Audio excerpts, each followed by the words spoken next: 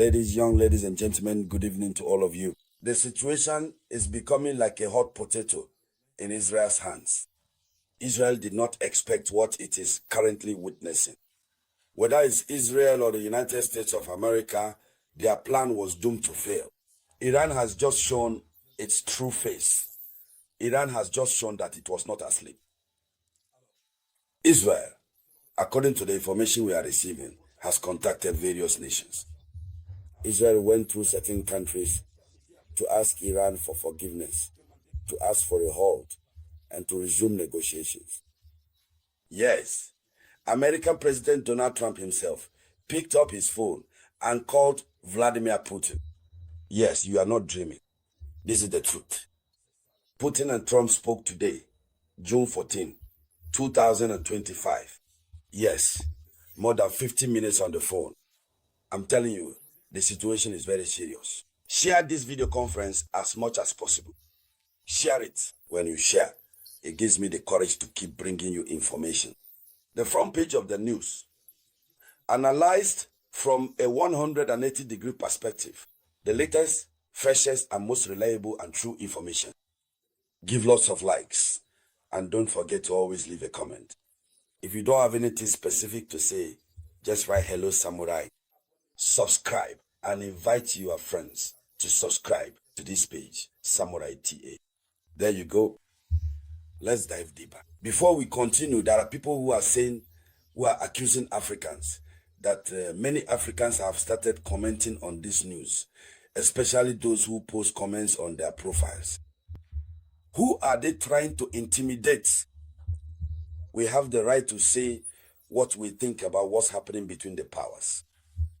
We have that right. I hear some people say, no, Africans, what do we have to do with this? There's a lot to see in this. So keep commenting on your profiles. All right? That's what this is about. So this is very serious. The situation is very serious. According to the information, not official but unofficial, since while the attacks are continuing reciprocally while Israel strikes Iran, Iran strikes Israelis during this time that Israel is trying to negotiate. They have realized, after all, that the balance of power is different now. Israel contacted Iran through the United Arab Emirates. You know, the United Arab Emirates and Saudi Arabia are generally countries that act as mediators, playing a role in bringing about peace, especially the United Arab Emirates, which is truly a country of peace.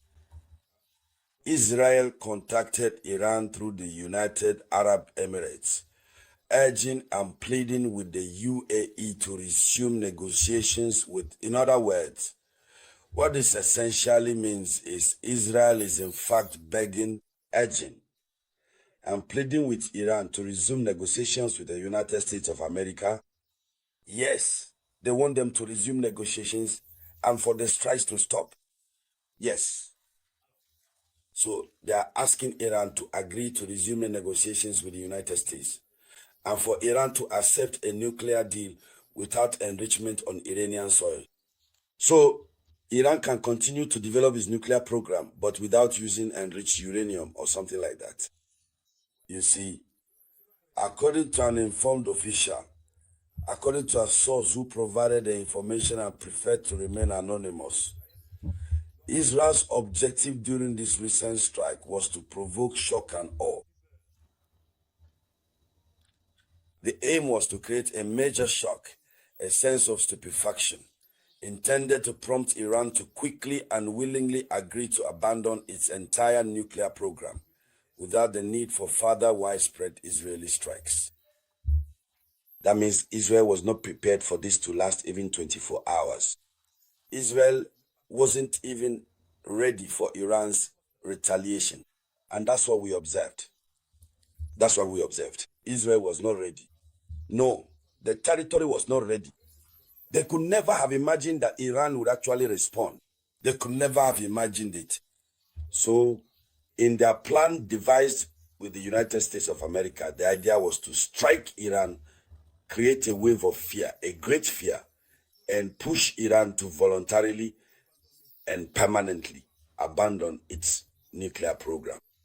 So to scare Iran, but no, Iran no.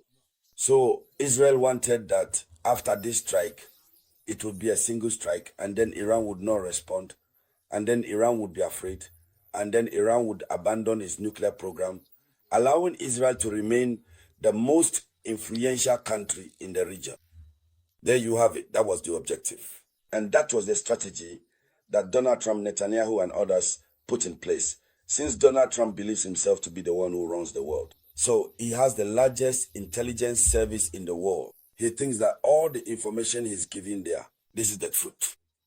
However, Iran had secretly hidden things, even from Russia. I don't think Russia knew about the existence of these corridors of hell that exist on the Iranian side.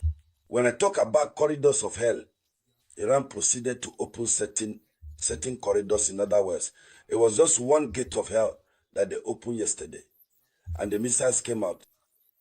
They are underground tunnels. I don't know how many there are.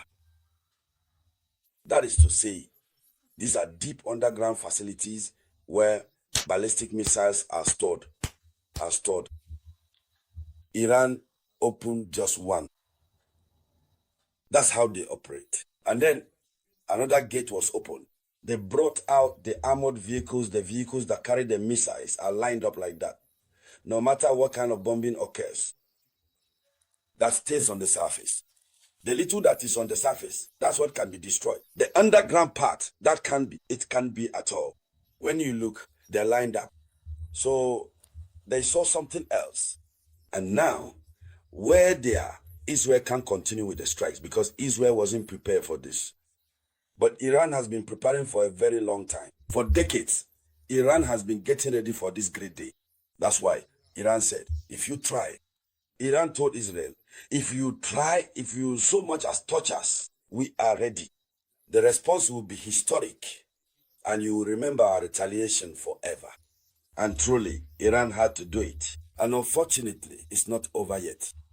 So, Iran informed the regional nation, the United Arab Emirates, that it would not exchange any messages with Israel at this stage, neither directly nor indirectly, and that Israel should not have started a war if he was not prepared to continue it. So Iran's answer is no. We continue, that's right.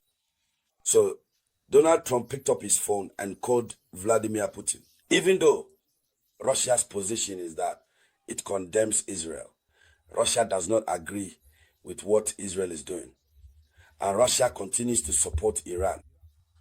There you have it. But Donald Trump picked up his phone and called Vladimir Putin. The content, what they said to each other, has not yet been revealed. But we will come back to it later as more information becomes available to us.